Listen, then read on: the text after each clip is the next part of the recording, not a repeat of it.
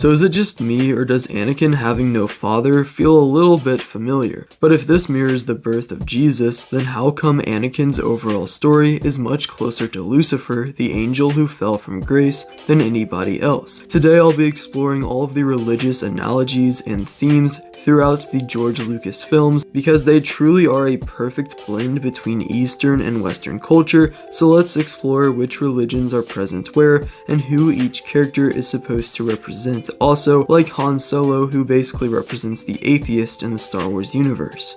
Now our first topic goes to how the Force itself, it's an energy field created by all living things, is analogous with the concept of God or a greater force controlling the world and universe. This is of course very close to the beliefs of many religions such as Methodism, as well as just Christianity in general, as well as Islam, Judaism, Zen, Buddhism, and Taoism.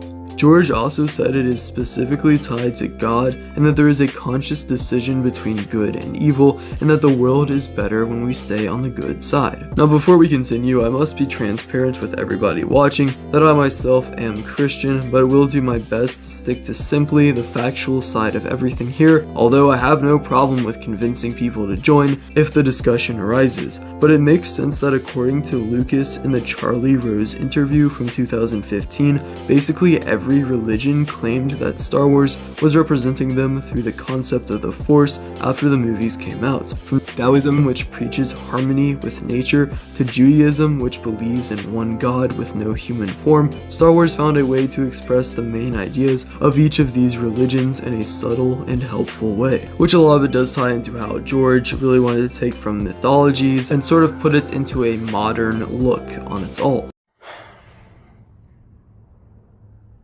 I feel lost. Maybe it's because you haven't shopped at DBBH store, which now has a brand new summer drop with 10 different products. What?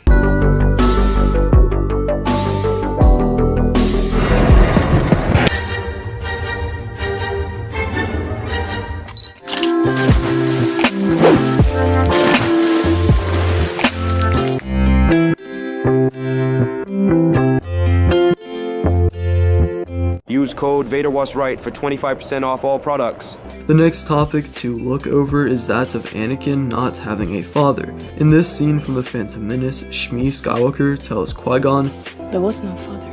I carried him, I gave birth, I raised him. I can't explain what happened." This draws parallels between her and the Virgin Mary, the mother of Jesus, who was to be married to Joseph but did not conceive a child, yet through the Holy Spirit gave birth to a son no less, the Son of God. But what is it that Lucas really intended here? I mean, Anakin not only has no father, but also was known as the Chosen One, and was meant to save the world and balance the Force. Jesus is the Messiah of the New Testament, and Messiah can be translated to Anointed One, which lines up with the title of Anakin. Well, this guy, Gol Bolko on r/Star Wars Speculation from 8 years ago wrote an excellent theory on how George made the prequels as a parallel to the New Testament in many ways, especially in the earlier ideas for the prequels established in the 80s, but even with the final draft where Anakin and Shmi move from some mysterious location to Tatooine, which is similar to the flight into Egypt after King Herod ordered the murder of the infants of the age of 2 and under to be killed in and around Bethlehem after news of the Messiah came to him and he didn't want to lose his power. Also how the Gospels start with Jesus as a young child and then jump into his adulthood as a carpenter. The prequels take Anakin at age 10 and then they jump ahead to when he is 20 years old in Attack of the Clones and nearing the end of his training. Also, there are similarities between the Jedi and the Pharisees, as well as between Jesus and Anakin, or even Qui-Gon, where one is the strict order of the religious movement, whereas the other represents a figure going against the system, suggesting new ideas that by some could even be considered blasphemous. Even Order 66 could be tied to the Holocaust or the Babylonian captivity, which goes along with the Jedi being similar to the Jews. Now the real question is, if Anakin is supposed to represent Jesus, then how come he gives into temptation and listens to the lie of the devil and descends into hell because of his abhorrent actions? I mean, Palpatine is quite clearly a mirror of Satan, as a lying and sneaky figure of evil that plots terrible things to his enemies, which he then enslaves, followers to help him act them out, that being his dark deeds. And Anakin is not only following him, but also is in the side of characters who have formerly had members like Darth Maul, who himself quite clearly has satanic imagery through his red skin and horned scalp. I actually explored that on another video, but what I'm getting at here is that despite Anakin being the chosen one and giving his life for his son and being redeemed through his dying act of saving his family, similar to how humanity was saved in the dying act of Jesus to save his family, there is no way you can possibly compare Palpatine to God and Darth Vader as his right-hand man Jesus. Also, think about it. Anakin and Lucifer are very similar in many ways. Lucifer was the best of the angels, and God deeply loved him until he wanted power for himself and tried to fall from grace, with him going to hell, where he became Satan and brought out the worst in humanity. Anakin is just about the most revered and respected Jedi in general in the Clone Wars, but then stops trusting the Jedi, and in his attempt to help a prideful cause, in that of saving his wife Padme from what he believes is certain death, ends up leading a group of followers to overthrow the Jedi Order, but is then sent to Mustafar, the lava planet, a planet of smoke and fire, a hell planet if you will, where he is disfigured and burns alive, thus resulting into his image becoming that of a horrifying, unrecognizable figure of tyranny and evil. Then there is of course in-film examples like how certain shots of Anakin clearly mimic that of the Fallen Angel painting by Alexandra Cabanel, which shows Lucifer's fall from heaven with a single teardrop and an expression of anger and distrust of who banished him, as well as sadness and regret from the actions he has committed, and that he is now truly alone and discarded. The tears not only imitate this shot of Anakin crying on Mustafar, whereas the arm crossing over his face perfectly mirrors this shot of Anakin force pushing at the same time as Obi-Wan. While I have yet to find if this was ever discussed by George in a behind-the-scenes documentary perhaps before, I don't doubt it, because I think it wouldn't be too much of a stretch to assume that this was a planned stylistic choice to further tie into the mythology that Lucas wanted to represent in these films. In my opinion, the best conclusion to come to, whether George intended it this way or not, is that Anakin represents Jesus if when going into the 40 days in the desert where he was tempted by Satan, rather than choosing to never sin and making the right choice, he had given in to temptation and failed.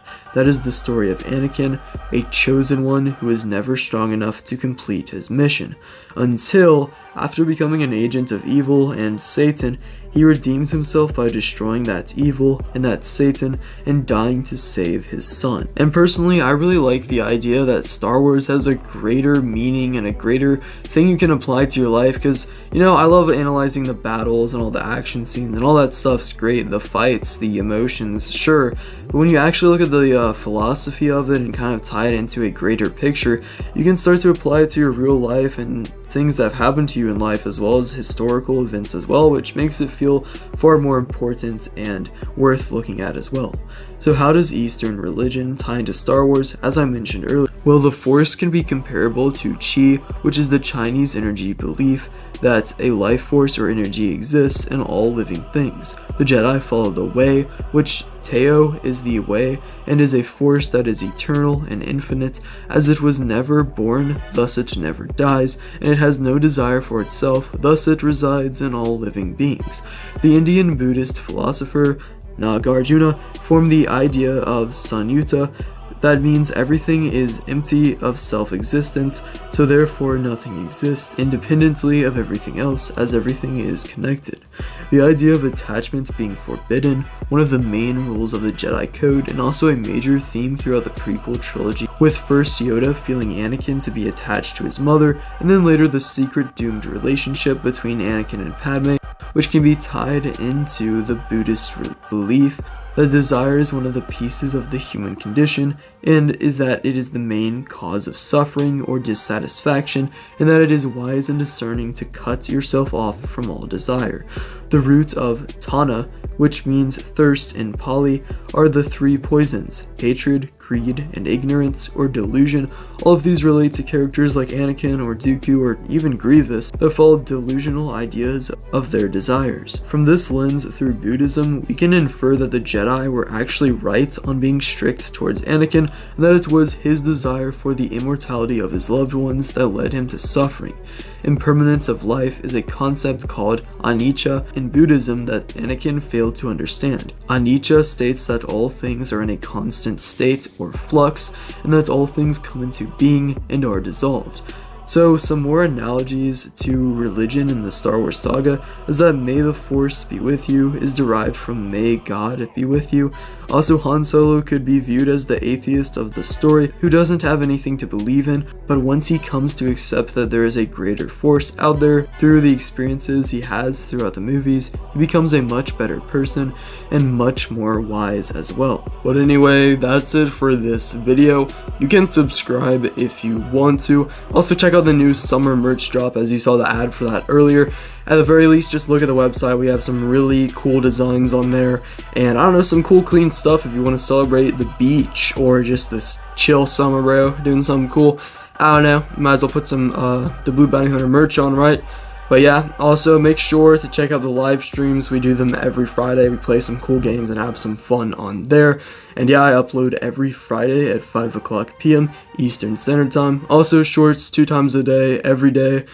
But yeah, see ya.